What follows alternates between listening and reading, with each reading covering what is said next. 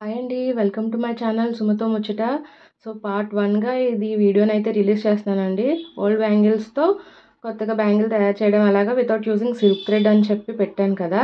So నా దగ్గర ఉన్న ఓల్డ్ బ్యాంగిల్స్ అయితే నేను తీసుకున్నాను. ఆ ఓల్డ్ బ్యాంగిల్స్‌ని చూపిస్తున్నాను కదా!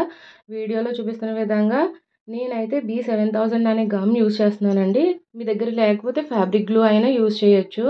సో ఆ గమ్‌తో ఈ తీసుకున్న 2 బ్యాంగిల్స్‌ని అయితే నేను అటాచ్ చేసుకుంటున్నాను. సో మీరు కూడా అలా అటాచ్ చేసుకొని ఒక బ్యాంగిల్ లాగా దాన్ని రెడీ చేసి పక్కన పెట్టుకోండి. సో అది గట్టిగా అంటుకుని ఉండాలి. సో అవి గట్టిగా అంటుకున్న తర్వాత దాన్ని మనం యూజ్ చేసుకోవాలి. సో నేనైతే ప్రిపేర్ చేసుకున్న బ్యాంగిల్స్ అయితే మీకు వీడియోలో చూపిస్తున్నాను కదా! సో ఆ విధంగా అయితే మీరు ప్రిపేర్ చేసుకోండి.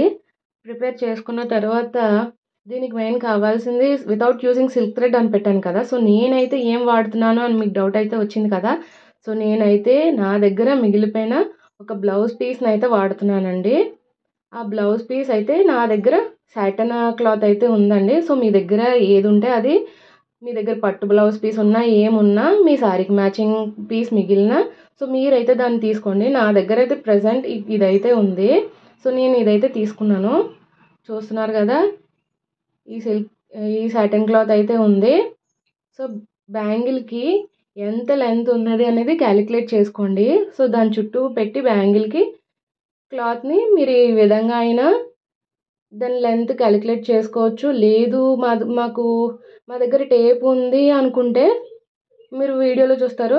టేప్‌తో అయినా కూడా మీరు క్యాలిక్యులేట్ చేసుకోవచ్చు. చూస్తున్నారు కదా! అక్కడికి మార్క్ అయితే చేసుకోండి.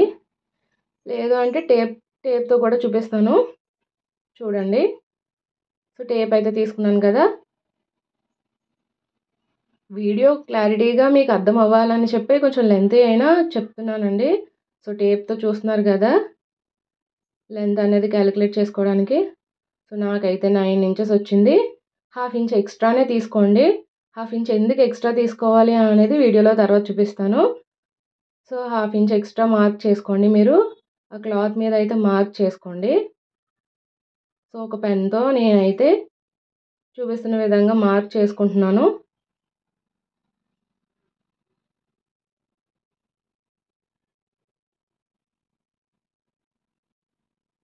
సో మార్క్ చేసుకున్నారు కదా! ఇప్పుడైతే ఆ బ్యాంగిల్‌కి విడ్త్ కూడా క్యాలిక్యులేట్ చేసుకోండి మీరు. సో 2 బ్యాంగిల్స్ కలిపింది కాబట్టి చాలా చిన్నదైతే ఉంటుంది. సో మీరు అది విడ్త్ వీడియోలో చూపిస్తున్న విధంగా తీసుకుని దాన్ని క్యాలిక్యులేట్ చేసుకోండి. విడ్త్ అయితే అది 4 సైడ్స్‌కి ఈవెన్‌గా వచ్చేలాగా ఎక్కువే తీసుకోండి, తక్కువ కాదు. మొత్తం బ్యాంగిల్ అయితే క్లోజ్ చేస్తాం కదా! సో దానికోసం కొంచెం ఎక్కువే తీసుకోండి.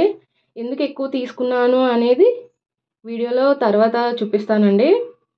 సో నేనైతే మార్క్ చేసుకుంటున్నాను కదా! మార్క్ చేసుకుని దాన్నైతే మీరు సిజర్స్ యూజ్ చేసి కట్ చేసుకోండి ఆ పీస్‌ని. ఆ పీస్ మాత్రం ఈవెన్‌గా ఉండాలి. సో ఈ సాటిన్ క్లాత్ ఏంటనేది జారిపోతూ ఉంటుంది కదా! సో ఫస్ట్ స్టార్టింగ్ అయితే మీరు సాటిన్ క్లాత్ తీసుకోకండి. ఏదైనా పట్టు బ్లౌజ్ పీస్ ఉన్నా, లేకపోతే మిగిలిన ఏదైనా క్లాత్ ఉన్నా కొంచెం గట్టిగా అలా ఉండేలా తీసుకోండి. ఇదైతే జారిపోతూ ఉంటుంది. సో ఫస్ట్ టైం అయితే మాత్రం ఇలా తీసుకోకండి. చూపిస్తున్నాను కదా వీడియోలో. సో అలా మీరైతే దాన్ని ఈవెన్‌గా కట్ చేసుకోండి. సో నేనైతే 1 ఇంచ్ అయితే వచ్చేలా తీసుకున్నాను. సో దాన్ని మీరు పక్కన పెట్టుకోండి.